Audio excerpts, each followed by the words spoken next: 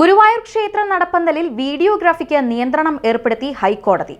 മതപരമായ ചടങ്ങുകൾക്കല്ലാതെ videography അനുവദിക്കരുതെന്നും സെലിബ്രിറ്റികളെ അനുഗമിച്ചുകൊണ്ടുള്ള വ്ലോഗർമാരുടെ videography പാടില്ലെന്നും ഹൈക്കോടതി വ്യക്തമാക്കി.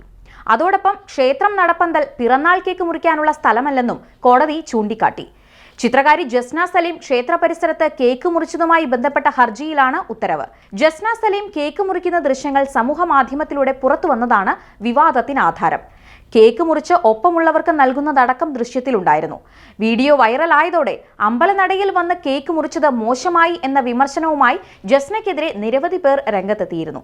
ഇതോടെ ഖേദപ്രകടനവുമായി രംഗത്തെത്തിയ ജസ്ന ഇനി ഗുരുവായൂർ അമ്പലനട അശുദ്ധമാക്കാൻ വരില്ലെന്നും പറഞ്ഞിരുന്നു. ഗുരുവായൂർ ക്ഷേത്രത്തിലോ ക്ഷേത്ര പരിസരത്തോ അഹിന്ദുക്കൾക്ക് പ്രവേശനം അനുവദിക്കരുതെന്ന് ആവശ്യപ്പെട്ട് ഭക്തരായ 2 പേർ സമർപ്പിച്ച റിട്ട് ഹർജിയിലാണ് ഹൈക്കോടതിയുടെ ഇടക്കാല ഉത്തരവ്. ഹർജി ഒക്ടോബർ 18-ന് വീണ്ടും പരിഗണിക്കും.